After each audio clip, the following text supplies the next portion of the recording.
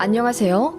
저는 현재 유아용품과 어린이 옷 등을 제작해서 SNS로 판매 사업하고 있는 아이 엄마입니다. 처음 쇼핑몰을 오픈했을 때가 엊그제 같은데 어느새 벌써 시간이 5년이나 흘렀네요. 제 사업 스토리를 얘기하자면 3박 4일도 모자랄 겁니다. 그야말로 맨 땅에 헤딩격이었거든요. 그래도 노력은 배반하지 않는지 밤낮 없이 일하고 코피까지 셀 수 없을 만큼 쏟아냈더니 첫 해에는 연 순수익 4천만 원, 그 다음 해에는 3억, 그 다음 해에는 7억 5천, 그리고 작년에 10억을 찍더니 올해는 약 11억 정도 될 것 같습니다. 제 밑으로 직원은 15명 있어요. 연매출은 30억 정도인데 반해 자체 제작하는 상품들이 많아서 마진을 많이 뗍니다. 저는 원래부터 사업하던 사람이 아니에요. 가족이나 주변에 사업으로 성공한 사람도 없고요. 전부 회사원, 공무원이고 남편 역시 광화문에서 회사 다니는 평범한 직장인입니다. 그런 제가 사업을 하기로 마음을 먹고 죽을 힘을 다해 이 쇼핑몰을 성공시킨 건 제 악에 바친 의지였습니다. 저는 남편과 사내 커플이었습니다. 남편은 저보다 3살 많지만 그룹 동기였고 다른 계열사 직원이지만 건물이 같아 오며 가며 만나다가 눈이 맞아 사귀게 되고 결혼까지 한 케이스죠. 어쨌든 같은 그룹이다 보니 연봉도 비슷했고 저는 외동딸이고 남편은 외동아들이란 것도 같습니다. 게다가 저희 어머니는 일찍 돌아가시고 남편의 아버지 역시 남편 대학생 때 사고로 돌아가셨어요. 정말 비슷한 점이 많은 저희지만 결혼에 있어서는 이건 절대로 같은 게 아니라 하늘과 땅 차이라는 걸 뒤늦게 알았네요. 외동아들의 홀시어머니라는 조건은 순진했던 제게 너무나도 가혹한 시련이었습니다. 같은 조건과 환경에 계신 시어머니가 다 그렇다는 건 절대로 아닙니다. 좋으신 분들도 얼마나 많은데요. 저도 알고 있습니다. 다만 저는 운이 좀 안 좋았던 것 같아요. 남편이 좋아 다른 건 잘 알아보지도 못하고 급하게 결혼했던 점도 반성하고요. 시댁과 신혼집은 겨우 40분 거리여서 일주일에 2-3번은 만나 뵈어야 했습니다. 그럼에도 불구하고 안부 전화도 그만큼 하기를 시어머니는 요구하셨죠. 저희 시어머니는 아직도 70년대에 사시는 분입니다. 제가 빨래를 개고 있을 때 옆에서 넌지시 지켜보더니 웃으면서 이러시더라고요. 하늘 같은 남편 속옷이 왜 네 팬티보다 밑에 와 있니? 그 말에 제가 경악해서는 어머, 어머님, 그게 무슨 말씀이세요? 팬티 접어개는데 순서가 어딨어요? 이렇게 대답하자 농담이라고 저보고 너무 예민하다고 하더군요. 근데 절대 농담 아니었습니다. 밥 같이 먹을 때도 제가 남편보다 고기 한 점 더 먹는지 눈에 불을 켜고 살펴보시고요. 제가 더 먹는다 싶으면 아예 고기 반찬을 대놓고 남편 쪽에 밀어주시는 분입니다. 이유요? 어머님이 사주신 음식인데 제 입에 들어가는 게 아깝다 이거죠. 제가 남편 잡아먹는 불려우도 아니고 이럴 거면 결혼을 왜 시키셨는지. 두나디 둔한 남편도 어머님이 은근슬쩍 제 앞에 여러 고기 반찬 밀어넣는 걸 보고는 눈치 없게 큰 소리로 엄마! 고기 좀 내 앞에 그만 줘. 나 배부르단 말이야. 와이프도 같이 먹어야지. 하면서 남편이 제 쪽으로 반찬을 밀어주시면 시어머님이 말은 못하고 빨개진 얼굴로 당황하시곤 했죠. 그뿐만이 아니라 사람들 많은 곳에서 갑자기 제 목 뒤에 있는 택을 뒤집어 꺼내보더니 이건 얼마짜리냐, 백화점에서 샀냐 등등 제가 무언가를 사는 것에 엄청 예민하셨고 또 그거 가지고 화를 내셨습니다. 제가 새 옷이나 가방이라도 생기는 것 같으면 누구 돈으로 샀냐, 얼마냐, 왜 절약하지 않느냐 엄청 뭐라고 하십니다. 저요? 저는 원래 백화점 안 다니고요. 옷 사더라도 아울렛이나 인터넷에서 할인 쿠폰 받아 싸게 사지 몇십만 원짜리 옷도 가방도 없습니다. 그 정도면 진짜 돈 안 쓰는 편인데 어머님은 제가 신문지라도 꿰어 입고 다니길 바라시나 봐요. 그러면서도 남편 옷은 사주라며 남자가 옷이 후줄근하면 가정에 복이 안 들어온다는 이상한 논리로 저는 아무것도 사지 말고 남편만 사주라고 하더군요. 어이가 없었습니다. 뭐 제가 전업이고 남편만 외벌이 하면 몰라요. 그러면 사회생활하는 남편인데 옷 더 사주겠죠. 그런 것도 아니고 둘이 비슷하게 버는데 어머님은 왜 그렇게 제가 돈 100원이라도 더 쓰고 고기 한 점 더 먹는 것에 아까워 하시는지. 시어머니가 이런 분인 줄 알았으면 저 절대 결혼 안 했죠. 그런데 상견례 때도 고상하게 앉아 계시며 말 한마디 아끼시던 분이라 설마 진짜 드라마에서나 나오던 그런 시집살이를 제가 당하게 될 줄은 꿈에도 몰랐습니다. 시어머니는 본인의 행동에 늘 당당하셨어요. 친정엄마 일찍 돌아가셔서 제가 배운 게 없을 거라는 식으로 모욕을 주시며 반대 한 번 안 하고 결혼 허락한 것에 감사해 하래요. 시어머니는 제가 너무 편하게 결혼 생활한다며 늘 고마워하란 식으로 말씀하십니다. 처음 신혼 1년 정도에는 저도 시어머니 비위 맞춰드리려고 노력했었죠. 시댁 오라 하시면 군말 없이 갔고 안부 전화 안 하냐고 호통치시면 정말 제가 잘못한 줄 알고 죄송하다 하며 연신 기분 맞춰드렸습니다. 시어머니가 고리타분하신 것에 속상하면서도 그런 어르신도 있겠구나 하는 마음에 참았죠. 무엇보다 저희 친정 아빠가 웬만하면 시어머니 잘 보살펴 드리라며 저번에 상견례 때 뵈니 말수도 적으신 게 하나밖에 없는 아들 장가 보내느라 외로우신 것 같다고 제가 더 양보해서 잘 봐드리라고 신신당부를 하셨습니다. 사실 저는 그런 친정 아빠에게 성질을 팍 냈었죠. 아빠, 나는 하나밖에 없는 딸 아니야? 아빠는 그럼 안 외롭고 안 서운해? 그런 게 어딨어. 그래도 아빠는 여태 일도 하고 사람들도 많이 만나면서 지내잖니. 게다가 아들한테 의지도 꽤 많이 하셨댔고. 그런 분이면 더 외로움 타실 게다. 마음에 없는 얘기도 하실 테니 너무 개의치 말고 잘 해드려라. 그런 저희 친정 아빠였기 때문에 저는 시어머니로부터 받는 부당한 대우를 친정에 날리진 않고 속으로 삭혀내거나 남편에게 고충을 털어내며 애써 잘 지내려고 노력하고 있었습니다. 원체 성격이 순한 편이기도 했고요. 그나마 남편이 확실한 제 편이었고 중간 역할을 꽤 잘 해왔죠. 그러다가 제가 아이를 갖게 되었습니다. 저는 입덧이 너무너무 심했어요. 보통 사람보다 더 심해서 산부인과에서 입덧 약을 따로 조제해 받아먹을 정도로 물 한 모금 삼키기가 어려웠습니다. 시어머니는 손주 타령을 하시면서도 제가 그렇게 임신으로 힘들어하는 걸 보면서 임신은 저만 한다니? 세상 유세는 혼자 다 부리고 앉아있어. 이러시더군요. 그때 그 말이 저는 너무 서운해서 잊혀지지가 않아요. 딸이 없어서 그러신 건지 당신도 여자이시면서 왜 임신한 저에게 그런 식으로 말씀하신 건지 아직도 이해가 안 갑니다. 제가 입덧이 심하니 남편도 덩달아 걱정했고 같이 고생하니 어머님은 그게 꼴보기 싫으셨나 봐요. 어머님이 남편에게 네 부인은 부인이고 너는 너야. 엄마 되기가 어디 쉽니? 다 여자가 알아서 감내하는 거야. 넌 걱정할 필요 없어. 너는 너대로 먹고 싶은 거 다 먹으면 돼. 쟤 눈치 보여서 그래? 저녁에 소고기라도 먹으러 갈까? 이러시더군요. 어머님은 늘 저에게 얘, 쟤, 야 이런 식으로 부르셨습니다. 아무튼 그 말에 남편이 또 버럭 화를 내며 어머니한테 실망했다고 처음으로 대놓고 말하더군요. 아들이 본인에게 실망했다는 그 말에 어머님이 충격받으신 듯 또 몇 줄을 우는 소리를 하며 저희를 피말리시고 가뜩이나 입덧으로 제대로 먹지도 못하는 상황에 회사도 다니느라 죽을 지경이었고 시어머니까지 제게 심적으로 스트레스를 주니 우려하던 바가 벌어지고 저는 하열과 함께 아이를 유산하고 말았습니다. 첫 아이를 그렇게 허망하게 보내니 저는 우울증이 심하게 와서 방문 걸어 잠그고 이틀 내내 잠만 잔 적도 있습니다. 남편은 제가 극단적 선택을 한 줄 알고 망치로 문을 부셔 들어왔었고 잠들어 있다가 깬 저를 부여안으며 울었어요. 그렇게 펑펑 울면서 저에게 약속했습니다. 시어머니로부터 꼭 지켜주겠다고. 본인이 너무 안일했다고 인정하더군요. 홀로 계신 어머니라 본인도 은연중에 조금 봐드렸던 것 같다며 남편 노릇을 제대로 못했으니 벌받아 마땅하다고 바닥에 머리를 찌우며 울더라고요. 저는 그렇게까지 생각할 필요 없다며 남편을 달랬고 저희 부부는 그 일을 계기로 더욱 끈끈해졌습니다. 그리고 나서 저는 퇴사를 했어요. 남편이 먼저 제안했죠. 몸 관리 좀 더 한 후에 아이 가지려고요.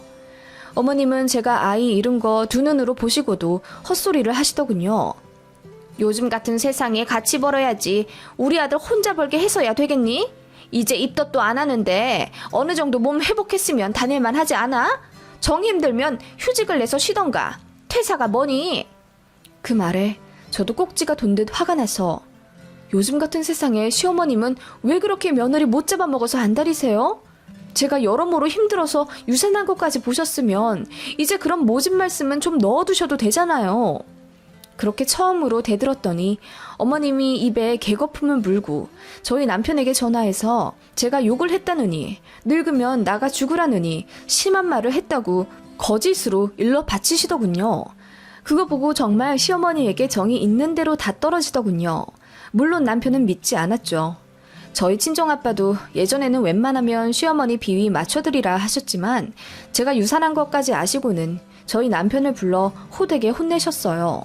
사위에게 실망했다며 또 이런 일이 생겨서 지 부인도 보호 못하면 내 딸 다시 데려온다 어쩐다 화를 엄청 내셨는데 그걸 시어머니도 알고 계십니다. 그래서 며칠 쥐죽은 듯 계시더니 슬슬 저를 긁어대셨죠. 참다 못해 남편에게 이혼하자고 했습니다. 그때가 저희 부부 최고의 암흑기였습니다. 제가 이혼 통보하자 남편은 식음을 전폐하며 저에게 매달렸고 저는 정말 이혼할 생각으로 짐 싸서 혼자 단기 오피스텔 구해서 나와 살고 그랬습니다. 남편은 끝까지 저를 포기하지 않고 매일 저 사는 곳에 찾아와 무릎 꿇고 빌었고 그런 남편을 보고 저도 한 번 더 노력해보자 마음 먹고 집에 다시 들어왔죠. 그리고 신경정신과에 다니기 시작했습니다. 저는 중증 우울증 진단을 받고 약을 먹으며 상담도 병행했어요. 남편과 함께 매일매일 운동도 하기 시작했죠. 헬스 PT부터 한강 러닝, 테니스, 주말엔 올림픽 공원에서 배드민턴까지 일주일을 꽉 채워 운동을 시작하니 약 때문인지 상담 때문인지는 몰라도 복합적으로 긍정적인 효과가 나타나 많이 괜찮아졌습니다. 그때 알게 된 치료쌤이 조금 더 바쁘게 살아보는 것 어떻냐고 제안을 하셨고 같이 듣던 남편이 제게 사업을 해보라고 권유하더군요. 그래서 시작하게 된 쇼핑몰 사업입니다. 제가 그동안 그나마 관심 갖고 있던 쪽이 유아용품이었어요. 아이 잃고 나니 그쪽에만 관심이 생기더군요. 밤낮 없이 맘카페를 서치하며 정보를 습득하고 전 회사 사람들 집에 찾아가서 아기용품들을 보며 연구했어요. 그리고 신상 문제사항 밝힐 순 없지만 아이 발달 과정에 있어서 꼭 필요한 기후 겸 장치를 단독 개발해냈습니다. 특허 받는데도 한참 걸렸죠. 여러 사람 만나고 청해도 다니느라고 경기도 전역을 얼마나 돌아다녔는지 모르겠습니다. 그거 알게 된 시어머니가 노발대발 하셨습니다. 제가 사업한다는 소리에 뒤로 넘어갈 듯 반대를 하시더군요. 무슨 놈의 사업이야 사업은. 회사나 곱게 다닐 것이지. 그거 때려치고 겨우 한다는 게 사업? 정 그렇게 마음이 허하면 편의점 알바라도 하든지 식당에서 설거지나 하든지 해. 몸이 편하니 마음에 병이 오는 거 아니야. 이렇게 막말을 또 하시더군요. 어머님은 늘 그런 식이었습니다. 저나 남편이랑 같이 들이받으면 몇 주 우는 소리 하며 피말리게 하신다고 했잖아요. 그때 잠자코 계시면서 속으로 앙금을 잔뜩 쌓아놓으시는 모양입니다. 그래서 다시 만났을 때 애써 웃는 척, 반성하신 척, 좋은 시어머니 되려고 노력하시는 듯 하다가 뭐 하나 꽂히면 속에 있던 불만과 저에 대한 앙금을 폭발하듯이 털어놓으시는 이상한 분이세요. 아무튼 어머님이 저한테 전화하셔서는 사업하지 말라고 막 말리시더군요. 어머님, 대체 왜 그러세요? 뭐라도 하면서 다시 시작하고 남편이랑도 잘 지내보려고 노력하는 거잖아요. 이제 막 시작하려는 저에게 왜 악담을 퍼부으세요? 어머님, 제가 저번에 그랬죠? 저도 이제 못 참는다고. 그동안은 남편 생각해서 저도 많이 참았지만 아이도 잃은 마당에 제가 이제 뭐가 두렵겠어요? 그만 좀 하세요. 저도 대들면서 싸웠죠. 그랬더니 어머님이 우울증이다 뭐다 해서 돈 들어가는 운동만 그렇게 해대고 병원에 몇백씩 퍼다 바치더니 이제 회사도 관두고 본격적으로 우리 아들 거머리짓 하겠다 이거냐? 내 아들 돈 1원도 쓰지 말고 네가 알아서 사업을 하든지 붕어빵을 팔든지 해. 내가 지켜본다. 우리 아들 돈 절대로 쓰지 마라. 같이 버는 것도 아닌데 돈 관리는 각자 해야지. 이러시더라고요. 저는 그 말에 너무 속상했어요. 어머님 저러시는 거 하루 이틀이 아니라 면역이 될 법도 한데 이번엔 세더라고요. 게다가 남편이랑 잘 살아보려고 큰맘 먹고 노력하는 중인데 정말 저희가 이혼이라도 하길 바라시는 건지. 근데 저도 이상하게 오기가 생기더라고요. 어머님이 그렇게 저를 미워하시고 며느리로 인정은커녕 제 아들 밥 뺏어 먹는 식충이 거머리 취급을 하니 진짜 제대로 성공해서 시어머니 콧대를 눌러버리고 싶은 마음이 들었습니다. 그리고 저도 눈코 뜰 새 없이 집중할 무언가가 필요했고요. 그래서 그때부터 미친 듯이 사업 번창시키는데 열중했습니다. 남편 돈 1원도 쓰지 말라는 시어머니 말에 알겠다고 했습니다. 네, 그럴게요. 1원도 쓰지 않을게요. 어머님도 이 말씀 하신 거 꼭 기억하세요. 그랬더니 시어머니가 얘가 왜 이러나 하는 표정으로 저를 보시더군요. 그리고 저는 제 퇴직금으로 사업을 시작했어요. 남편이 제 퇴직금은 제가 가지고 있으라고 부부가 모아둔 공용 적금 깨서 그걸로 사업 시작하라고 하는 거 제가 됐다고 했습니다. 얼마 되지 않는 퇴직금으로 그렇게 알뜰살뜰 쪼개가며 시작한 사업이었고 어떻게든 성공시켜 보리라는 제 오기로 백방으로 노력했습니다. 특허 받는 데만 몇 달이 걸렸고 머리털 빠질 만큼 힘들었어요. 그런데 더 큰 관건은 홍보더라고요. 저는 전 직장에서도 마케팅 쪽에 있었기에 관련 강의 찾아 들어가며 열심히 공부했고 제 사업에 적용시켰어요. 제가 센스가 있는 건지 아니면 운이 좋았던 건지 제가 파는 물건들이 점점 팔리기 시작했고 그렇게 사업 첫 해에 7천만 원 정도의 매출을 올렸습니다. 중간에 공장도 여러 번 변경하게 되었고 작은 문제로 발을 동동 구른 적도 있었으며 배송사고, 불량사고 등 단 하루도 발 뻗고 잠을 잘 수 없을 정도로 살얼음판이었던 첫 사업, 첫 해였습니다. 그렇게 정신없이 시간을 보내니 저도 짬이 생겼고 그렇게 얻은 노하우로 사업을 더욱 번창시켜 나갔어요. 그때 뱃속에 보물이 또 찾아와 주었습니다. 이번에야말로 절대로 허망하게 보내지 않겠다는 심정으로 조금 무리해서 직원들을 고용했고 그게 시너지가 되었는지 저는 전보다 몸은 편해졌지만 수익은 더 나는 선순환이 되었습니다. 그렇게 아이를 낳게 되었고 그 아이는 복덩이였는지 제 사업도 눈덩이 불어나듯 잘 되기 시작해서 어느새 직원도 계속 고용하게 되더군요. 제 전담 세무사는 아이 엄마가 이렇게 단기간에 사업 성공시킨 거 처음 본다며 놀라워했고 남편 역시도 그런 저에게 대단하다며 칭찬에 마지 않았습니다. 아이 키우랴 사업하랴 너무 바쁘긴 했지만 저는 시어머니한테 아이 한 번 안 맡기고 정말 죽을 힘을 다해서 열심히 살았어요. 어머님한테 아이를 맡기지 않은 이유는 혹시라도 빌미를 주고 싶지 않아서였습니다. 주변에서들 그러더라고요. 아이 맡기는 죄인이라고.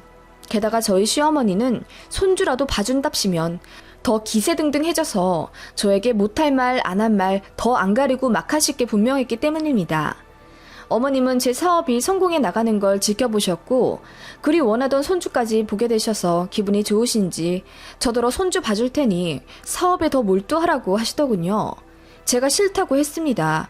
사람을 더 쓰는 한이 있더라도 아이는 저랑 남편이 알아서 보겠다고 어머님 도움 안 받겠다고 하니 다른 말 못 하시더군요.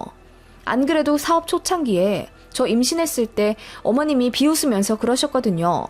애가 졌다고 저번처럼 회사 홀라당 관둔 것처럼 사업도 홀라당 접어버리면 그 꼴 참 우습겠구나. 그리고 애 낳고 나서 나한테 도움 요청할 생각일랑 말거라. 네 애는 네가 알아서 잘 키워. 나는 애 보는 할머니 되기 싫다. 분명히 이러시고는 아이가 점점 크면서 이쁜 집만 골라서 하니 어머님도 애가 다른지 먼저 봐주겠다 하시는 거예요. 어머님이 그러셨잖아요. 제 애는 제가 알아서 키우라고. 죽이 되든 밥이 되든 알아서 키울게요. 남들처럼 어린이집 보내면서 잘 키울 거예요. 그리고 급하게 데려올 일 있으면 제가 가면 되고요. 사정 좋다는 게 뭐예요? 남편보다 휴가도 잘 쓸 수 있는데요. 그리고 어머님, 그때 말씀하신 거 잊지 않으셨죠? 남편 돈 1원도 쓰지 말라고 저더러 거머리라고 하셨잖아요. 그거 어머님 절대 잊지 마세요.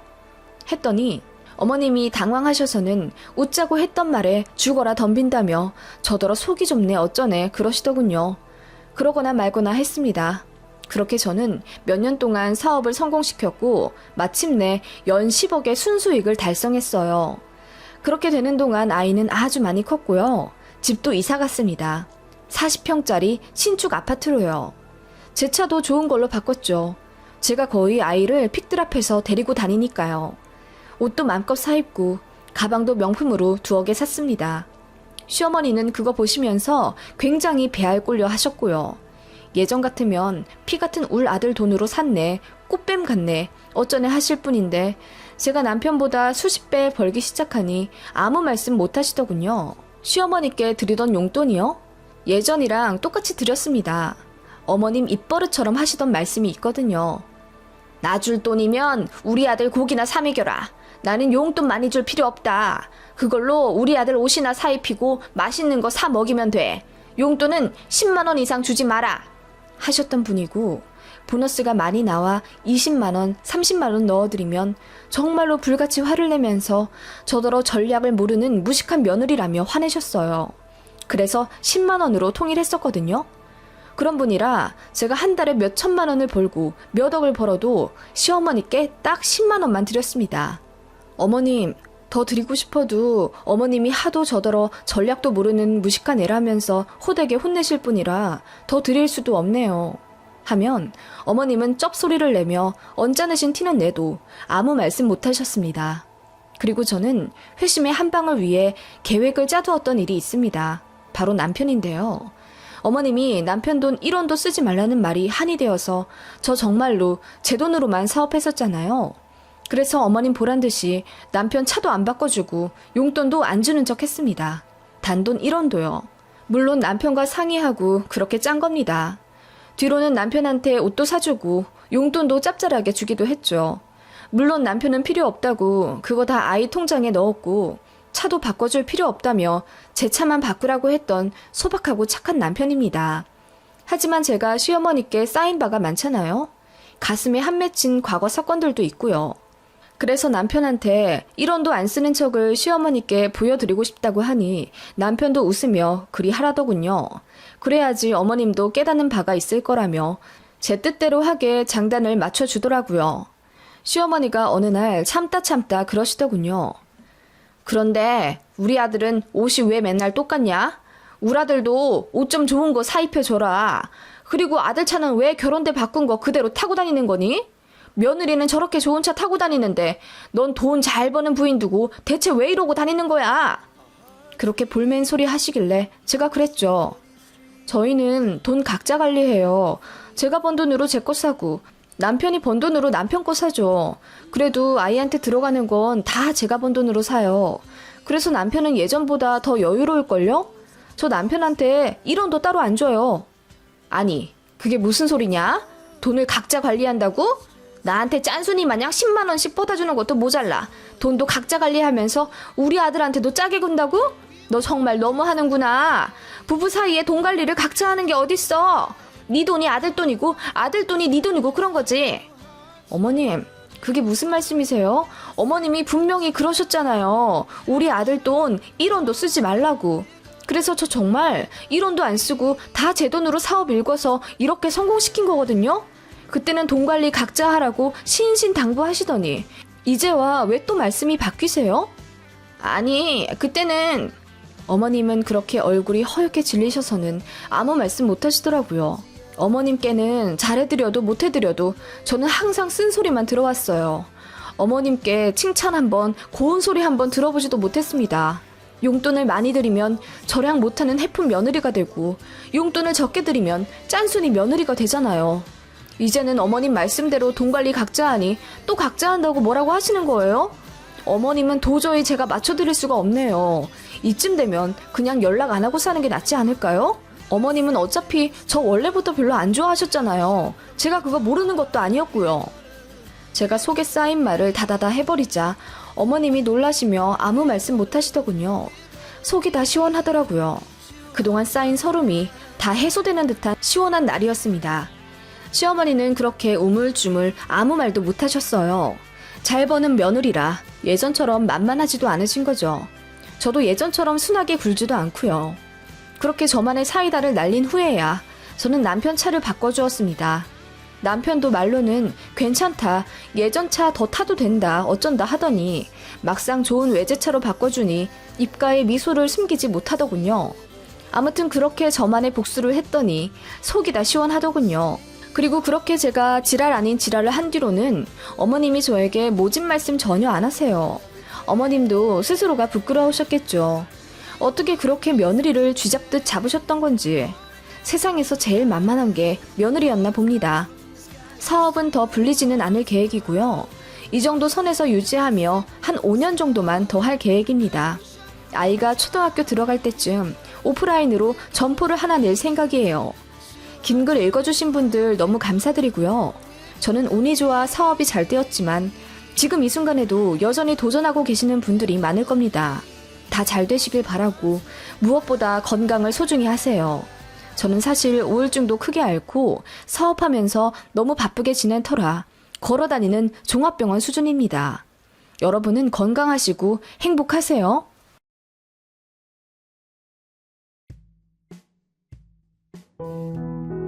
안녕하세요. 얼마 전 저희 큰아이 때문에 제가 배꼽 빠지게 웃었던 적이 있어서 여러분과 이야기 나누고자 글을 써봅니다. 저는 이날 생각만 하면 시어머니에게 아주 통쾌한 느낌이 들어 시원한데요. 혹시나 친할머니 입장이시라면 어떻게 보면 이 이야기를 듣고 기분 상해 하실 분도 계시겠네요. 모든 친할머니 분들이 저희 시어머니 같지 않다는 거 저도 잘 알고 있죠. 세상에 좋은 어르신 분들이 얼마나 많은데요. 제가 모든 시어머니를 싸잡아 매도하고 욕하는 게 아니라는 걸 감안하고 들어주시면 감사하겠습니다. 저는 아들 둘이 있는 전업맘입니다. 큰아이는 이번에 초등학교 3학년 올라갔고 작은아이는 아직 유치원 다니고 있어요. 원래 저도 일을 하고 있었는데 큰아이가 초등학교 올라가면서 너무 일찍 하교하는 바람에 오후 내내 학원만 돌릴 수도 없는 노릇이고 남편보다 상대적으로 덜 버는 제가 퇴직을 하고 애들을 보고 있습니다. 저희 큰아들은 저를 엄청 닮았어요. 주변 보면 첫 딸은 아빠를 닮고 첫 아들은 엄마를 많이들 닮더라고요. 그 공식은 저희 집에서도 비껴나지 않았는지 첫 아들이 제 판박이입니다. 제 주변에서도 그냥 제 남자 버전이 큰아들이라고 할 정도로 많이 닮았어요. 자랑은 아니지만 저는 쌍꺼풀 있는 큰 눈에 입도 시원하게 가로로 긴 서구형 얼굴입니다.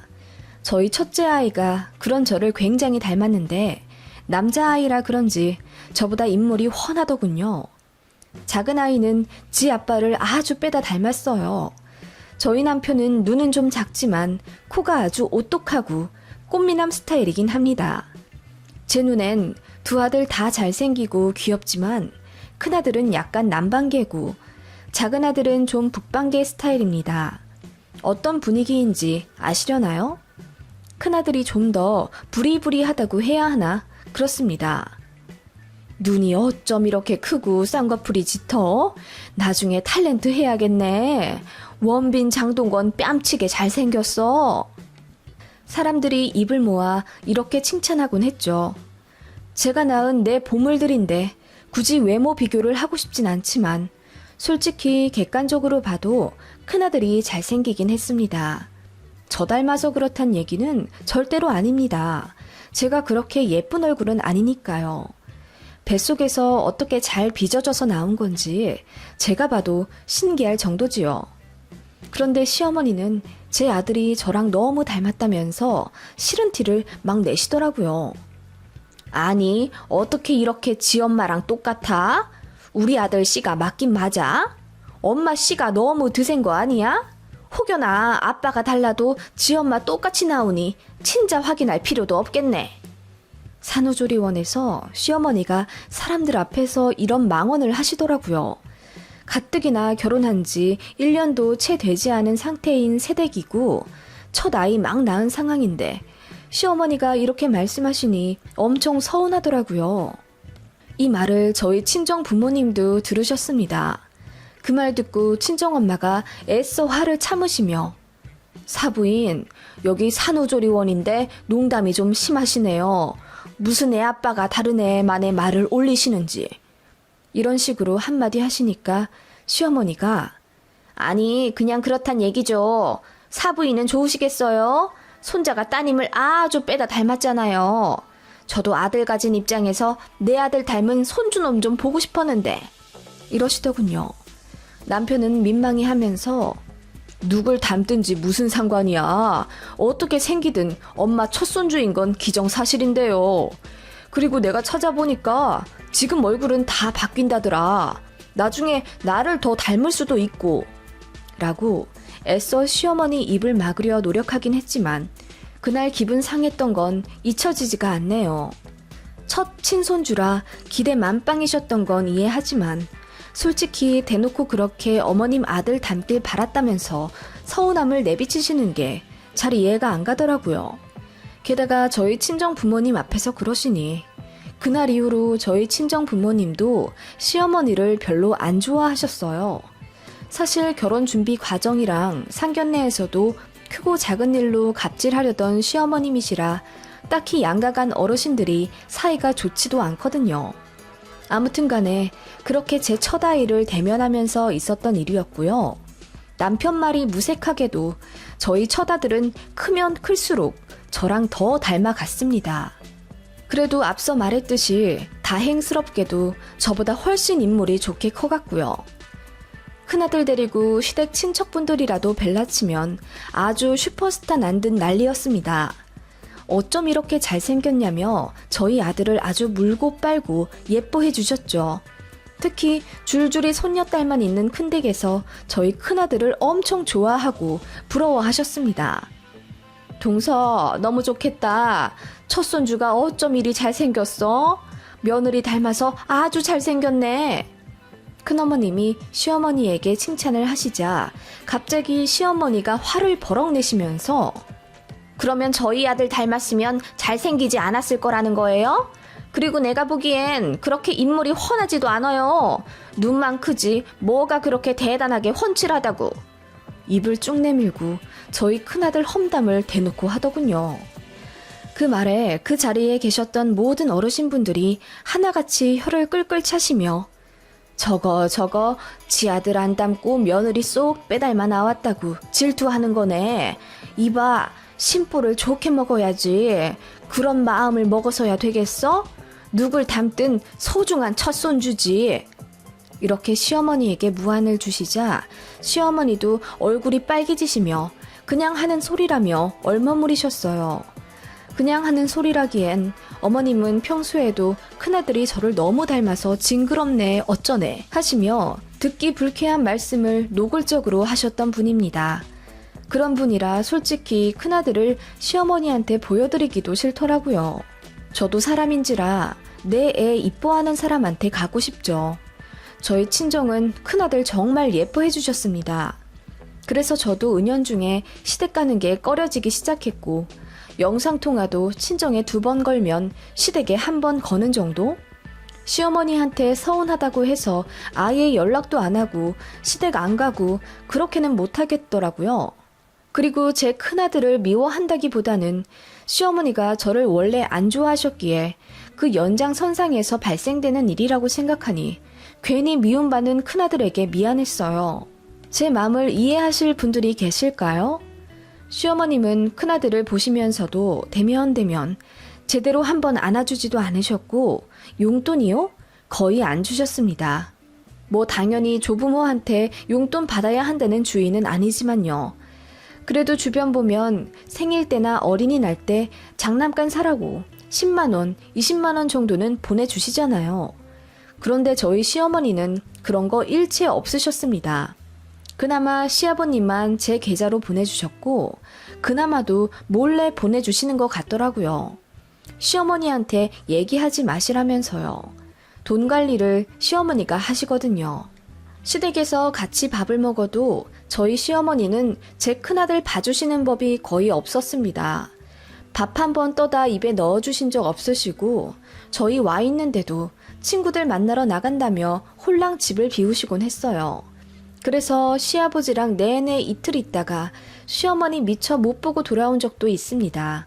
이 정도면 노골적으로 저랑 제 큰아들이 싫다는 표현 아닌가요? 저도 너무 불편하고 싫었지만 남편이 제 편을 들어주고 제 마음을 잘 이해해 주어서 큰 잡음 안 내고 넘어갔어요. 남편이 먼저 불편하면 시댁 가지 말자고 저를 배려해 주는데 거기다 대고 응, 안 갈래 할 수도 없는 노릇이었고요. 그냥 제 마음을 알아준다는 것에 고마워서 마음이 풀렸죠. 그리고 남편도 꾸준히 본인 어머니에게 그런 식으로 저랑 제 큰아들 마음 불편하게 하지 말라는 식으로 자주 화내곤 했습니다. 그게 통해서 시어머니가 변하셨으면 제가 서운할 일도 없었겠지만요. 그러던 와중 큰아이가 4살 될 무렵 작은아이가 태어났습니다.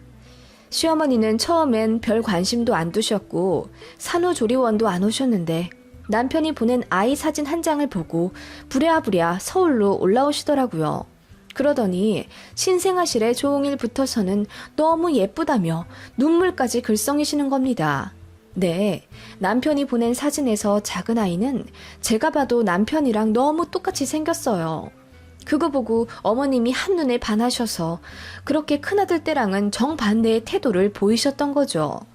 서운하거나 기분 나쁘다는 감정보다는 솔직히 황당하고 우습더라고요. 제가 시어머니만큼 어른이 되면 저러진 않을 것 같거든요. 그런데 그렇게 노골적인 태도를 보이시는 시어머니가 어떻게 보면 참 솔직하다 느껴지더군요. 저희 친정 부모님도 그거 보시고는 뒤로 혀를 끌끌 차며 욕하셨어요. 무슨 할머니가 저렇게 경솔하냐고. 작은 애가 자기 아들 닮았다고 저렇게 티나게 편애하는 게 있을 수 있는 일이냐며 경악하셨죠. 그때부터였습니다. 시어머니한테 의미 있는 첫 손주는 바로 제 작은 아들이 된 겁니다. 아들들 데리고 시댁에 가면 큰아들은 꿔다 놓은 보릿자루 마냥 눈길도 안 주고 작은 아들만 어화둥둥 품에서 내려놓지 않는 시어머니였어요. 큰아들 때는 입에 밥 한 번 넣어주신 적 없다고 했잖아요. 그런데 작은 아들은 이유식도 손수 만들어서 먹여주시고 기저귀도 갈아주시더라고요. 그리고 저희 편하게 자라면서 작은 아들은 어머님 당신이 데리고 자겠다며 안방으로 들어가시더군요. 심지어 둘째 봐줄 테니 시댁에 놓고 가라는 말씀도 하시더라고요. 주말에만 와서 둘째 보고 가라며. 둘째가 눈에 너무 밟혀서 못 보내겠다고 하시더군요. 남편도 그런 시어머니한테 불만을 표출했죠. 엄마, 차별이 너무 심한 거 아니야? 우리 큰아들이 이제 말귀 슬슬 다 알아들어. 상처받는다고. 엄마 그렇게 대놓고 작은 애만 예뻐하실 거면 나 이제 엄마 아빠 보러 안 와. 저도 참다 한마디 했어요. 어머님, 정말 너무하세요. 저 큰애 엄마이기도 해요. 저희 아들이 시무룩하게 있는 거 보면 너무 맘 아파요. 계속 이렇게 하실 거면 아이 아빠 말대로 시댁 오는 거 좀 고려해 볼게요. 어머님은 남편 말에는 듣는 둥 마는 둥 하더니 제가 한 소리 하자 버럭 화를 내시더라고요. 뭐라고? 네 큰아들 편드느라 시애미한테 지적질 하는 거냐?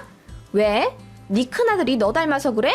그래서 너 미워하는 것처럼 느껴지는 거냐?